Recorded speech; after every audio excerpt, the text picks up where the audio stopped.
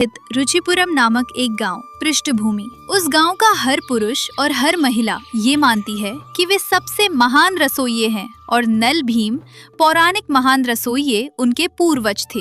रामैया ओसारे पर बैठकर पंचांग देख रहे हैं।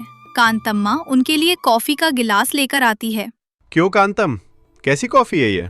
इसका सारा अर्क ठीक से उतरा है या नहीं? अगर कल की तरह पानी जैसी हुई तो याद रखना, मैं ये गिलास फेंक कर मारूंगा।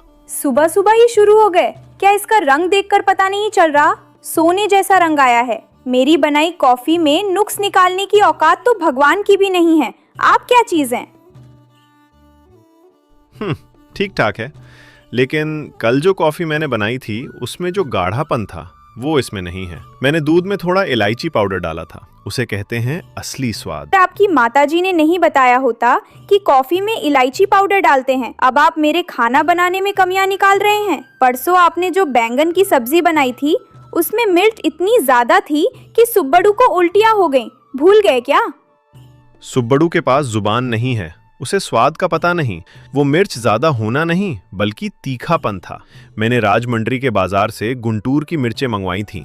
अगर उतना तीखापन ना हो तो वो सब्जी कैसी? वो तो पशुओं का चारा कहलाएगी। हाँ हाँ ठीक है, पूरा गांव आपकी कुकिंग की झूठी तारीफ करता है। क्या आपने कभी खाने वाले का चेहरा देखा है? वैसे वीरैया जी सुबह सुबह कहीं बैलगाड़ी लेकर गए हैं। सुना है किसी खाना बनाने के काम से गए हैं। क्या? वो वीरैया? उसे तो करछुल पकड़ना भी नहीं आता। वो खाना बनाने के काम पर गया है? कहाँ? पड़ोस के गांव के जमींदार साहब की बेटी की शादी है। 1000 लोगों का खाना बनाना है। दीवान साहब आए थे, कह रहे थे कि हमारे गांव से ही रसोइयों को ले जाएंगे। 1000 लोग? ये मेरी जिम्मेदारी है।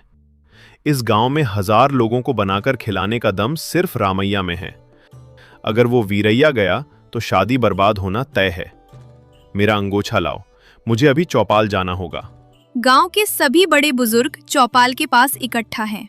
वीरैया एक बेंच पर बैठा मूंछों पर ताव दे रहा है। रामैया आवेश में वहां पहुंचता है। ओए वीरैया, ये कैसी हंसी है? क्या सपने देख रहे हो कि जमींदार साहब की शादी का काम तुम्हें मिलेगा?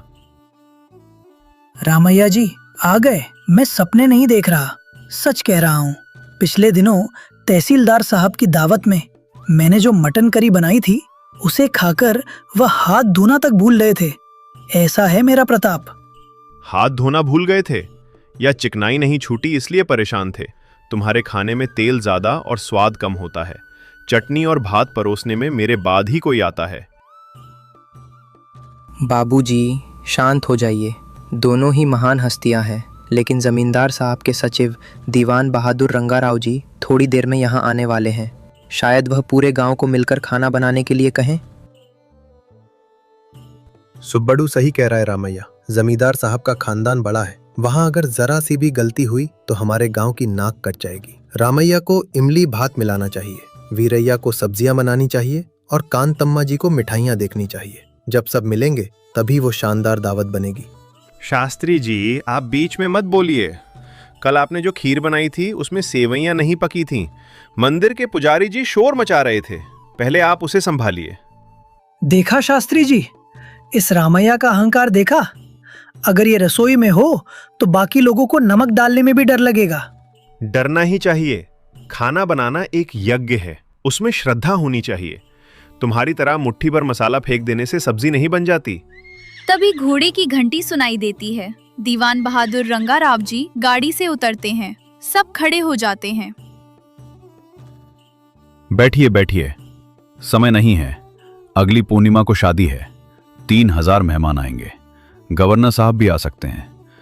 मैंने आपके गांव के खाने की बड़ी चर्चा सुनी है, इसलिए यहां आया हूं। हुजूर प्रणाम, मेरा नाम रामैया है। इस गांव में साक्षात अन्नपूर्णेश्वरी मेरे घर में ही बसती हैं। आप बेफिक्र होकर ये जिम्मेदारी मुझे सौंप दीजिए। हुजूर, रामैया जी पुराने जमाने के आदमी हैं। उनका खाना अब किसी को पसंद नहीं आता। मैं नए जमाने के मसालों का इस्तेमाल करता हूँ। मुझे दीजिए काम। बस कीजिए, मुझे आपके झगड़ों से मतलब नहीं है। मुझे स्वाद चाहिए। आप सबको मिलकर खाना बनाना होगा। रसोइयों के मुखिया रामैया जी होंगे, वीरैया जी सब्जियों की जिम्मेदारी संभालेंगे और शास्त्री जी मिठाइयों की।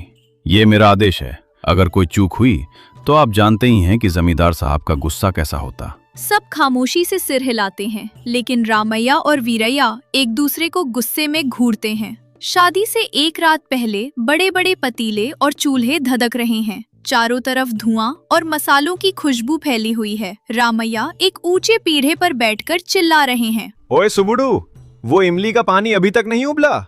चूल्हे पर रखे 1 घंटा हो गया। उबल रहा है बाबूजी, लेकिन वीरैया जी ने आकर इसमें थोड़ी और गुड़ डालने को कहा था। कह रहे थे कि खटास ज्यादा हो गई है। कौन है वो? मेरे इमली भात के पानी में गुड़ डालने की हिम्मत किसकी हुई? वीरैया? क्या हुआ रामैया जी, चिल्ला क्यों रहे हैं? उस पानी की महक से ही जुबान सुन्न हो रही है। थोड़ा गुड़ डलेगा तभी कोई उसे खा पाएगा। ये शादी का खाना है। मुंह बंद रखो। तुम्हें मटन करी में पानी डालने के अलावा आता ही क्या है? इमली भात में राई का तीखापन और इमली की खटास पता चलनी चाहिए। अगर गुड़ डाल दिया तो वो खीर बन जाएगी। खबरदार, अगर उस पतीले की तरफ देखा भी तो पैर तोड़ दूंगा। क्या आप दोनों चुप होंगे या नहीं? वहाँ पंडित जी कह रहे हैं कि लड्डुओं की चाशनी सही नहीं बनी। रामैया जी, जरा यहाँ आकर चाशनी देखिए, आपका हाथ इसमें अच्छा है। सुना तुमने? इसे कहते हैं पहचान। तुम अभी भी उन मांस के टुकड़ों में ही उलझे रहो। लाओ ये करचुल। औरतों को कभी चाशनी बनाना नहीं आएगा। दो, मुझे दो। जाओ जाओ, वो चाशनी जलना तय है। सुबड़ू, इधर आओ। जी वीरैया जी, बोलिए। उस बैंगन की सब्जी में ये पाउडर डाल दो। ये क्या है बाबू? मेरा गुप्त मसाला। इसे डालने से सब्जी की खुशबू पर लोग टूट पड़ेंगे।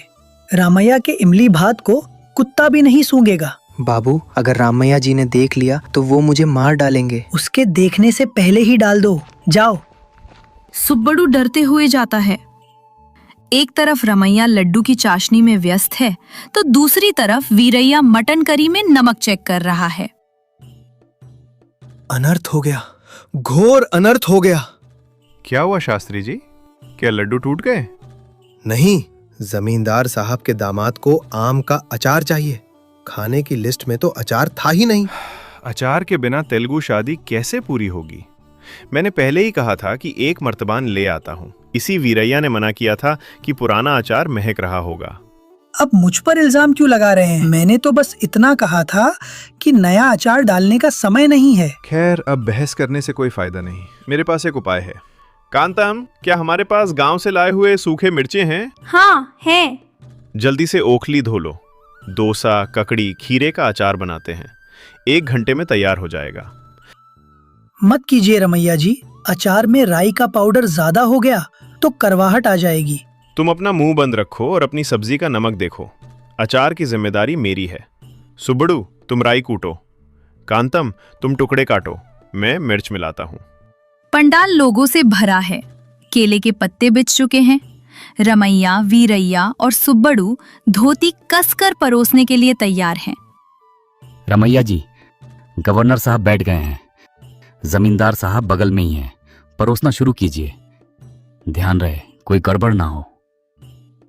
जी सरकार। ओए, पहले मेरा पुलिहोरा डाल। नहीं, पहले अचार डाल। भूखे आदमी को पहले चावल और सब्जी डालनी चाहिए। सुब्बड़ू, पहले सब्जी की बाल्टी ले जा। किसकी बात सुनूं साहब? मैं रसोइयों का मुखिया हूँ, मेरी बात मान। अचार डाल। सुब्बड़ू अचार का मर्तबान लेकर जाता है और गवर्नर साहब के पत्ते पर परोसता है। गवर्नर साहब हैरानी से देखते हैं। ये क्या है, इतना लाल? ये आवकया है साहब, बहुत स्वादिष्ट और तीखा होता है। गवर्नर साहब एक छोटा सा निवाला लेते हैं। रमैया उत्सुकता से देख रहा होता है।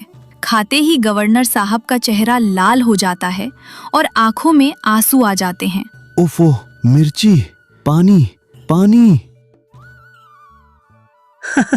देखा रमैया जी, आपका अचार साहब की दे रहा है। अरे सुब्बड़ू, घी, जल्दी घी डालो। मिर्ची कम करने के लिए घी डालना होगा। सुब्बड़ू हड़बड़ी में घी के बजाय बगल में रखा गारेलू तलने वाले तेल का डिब्बा ले जाकर पत्ते पर डाल देता है। ओ ये क्या है? ये घी जैसा नहीं लग रहा, इसमें से बदबू आ रही है। सुब्बड़ू, वो तेल है बेवकूफ, सब सत्यानाश कर दिया। आप हटिए साहब, ये खाइए, मटन करी बहुत मुलायम है, मिर्च नहीं है। वीरैया परोसता है। गवर्नर साहब डरते डरते खाते हैं, लेकिन सुब्बड़ू ने जो गुप्त मसाला डाला था उसके कारण मुंह में रखते ही जबरदस्त तीखापन लगता है। मिर्ची मिर्ची, मुंह में आग लग गई, क्या मुझे मार डालोगे? ओए, क्या बनाया है तुम लोगों ने? ये मेरी गलती नहीं है साहब, इस वीरैया ने कुछ मिलाया है। नहीं साहब, रमैया ने ही अचार में मुट्ठी भर मिर्च झोंक दी थी। सब एक दूसरे पर इल्जाम लगा रहे होते हैं। जमींदार साहब गुस्से में खड़े हो जाते हैं। बस, मैंने ये सोचकर बुलाया था कि तुम लोग कमाल का खाना बनाओगे, पर तुमने मेरी नाक कटवा दी। सब बाहर निकलो। हुजूर, एक बात, आप जानते हैं कि हमारा खाना तीखा होता है। इन साहब को हमारा स्वाद नहीं पता। एक बार हमारे गांव के तरीके से इन्हें मज्जिगा अन्नम खिलाकर देखिए। शास्त्री जी का बनाया बढ़िया दही है और कांतम्मा का बनाया हुआ मगाया है। वो खाने से ये जलन कम हो जाएगी। साहब, एक मौका देते हैं, बेचारों ने मेहनत की है। ठीक है, ये आखिरी मौका है। कांतम्मा खुद जाकर बढ़िया दही चावल मिलाती है और उसमें छोटा सा मगाया का टुकड़ा डालकर गवर्नर साहब को देती है। वो डरते हुए खाते हैं। खाते ही उनके चेहरे पर सुकून आ जाता है। बहुत अच्छा, बहुत ठंडा, अद्भुत। गांव वालों की जान में जान आती है। सब थक कर बैठ जाते हैं। बर्तन खाली पड़े हैं। शुक्र है, भला टली। उस दही चावल ने ही हमारी जान बचाई। सच है रमैया जी, अपनी डिंगे